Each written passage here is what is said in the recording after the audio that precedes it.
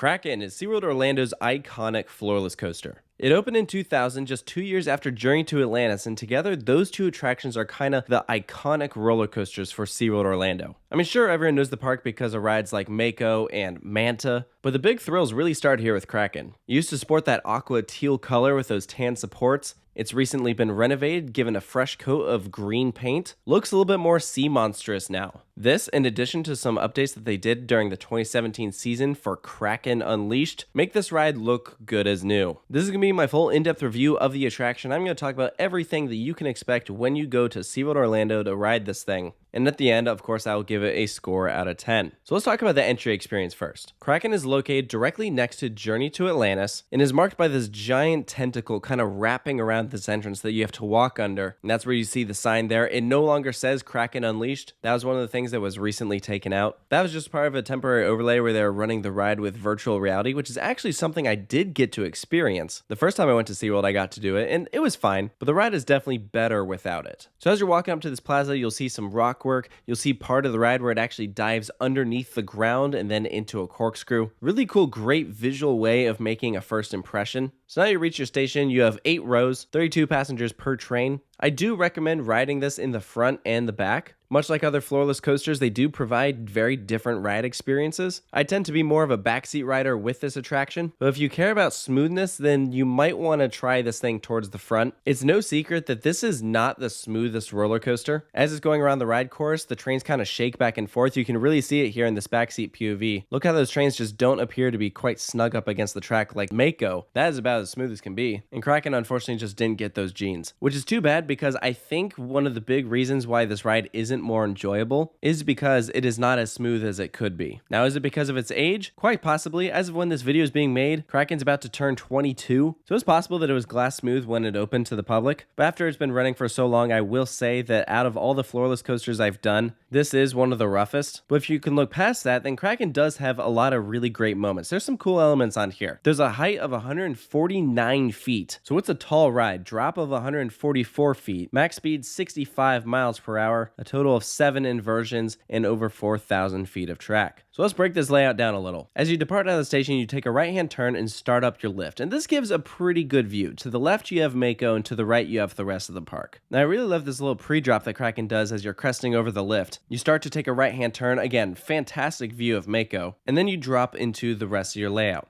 Now, this is obviously an inversion-focused roller coaster, so I won't say I have high expectations for airtime, but when you have a big drop like this, you'd hope that you'd get at least a little bit of float or air in the back. But I don't think that's really the case with this ride. Unlike some others, though, that kind of swoop to the left or to the right, Kraken's is relatively straight. I don't think an angle of descent has been released for this attraction, but I won't say it's terribly steep. In classic B&M fashion, the first element is a vertical loop. These things are awesome, can't go wrong. Kraken actually has 2 of them. The second one I actually like more than the first because it is in the middle of a trench. That's one of the Kraken's cool moments. I'll talk about that in a little bit. This drop loop and the next dive loop all happen running up against the water. It's a really pretty view that you can see while you're on Kraken as well as Mako, and you can see a little bit from International Drive, but you can't really see it from anywhere else in the park, which is unfortunate. Following this loop, Kraken flips you upside down, diving back towards the ground. This is the far end of the attraction. You then swoop up into a 0G roll. And this is one of Kraken's whippier elements. This ride will really flip you, and it's an intense thing. Kraken is a powerful roller coaster. There'll probably be several moments where you'll gray out during the ride. Probably the whippiest moment is the one coming up, and that's the Cobra roll. These elements can be hit or miss for me, depending on how they're executed, and I think Kraken actually does its pretty well. Those are the last inversions for the kind of front half of the ride. After that, you kind of take a gradual turn up into the mid-course. At this point, you're starting to lose a little speed, but it's okay because the elements start getting tighter. Kraken still has 2 more inversions that'll come up in the second half. As you drop off the mid-course, you swoop a little to the left. You're now underground. There are these cool cross beams that you're diving under that kind of connect the trenches from one side to the other. That's what the loop is going through. It's a really nice visual. Definitely one of the standout moments. At this point, though, I would say this is when the ride takes a breather. This is where that hill comes in that you see as you're walking up the entrance plaza. It's not an airtime moment. It's just a point when the ride loses a little bit of speed. You rise up a little bit and dive back down. Now you're underground, underneath the entrance, and then you shoot out, flipping into a corkscrew. And that's your final inversion before you kind of slowly take back to the brake run. Overall, I think it's a really great layout. All of the elements are well executed. As I mentioned earlier, it's an intense attraction.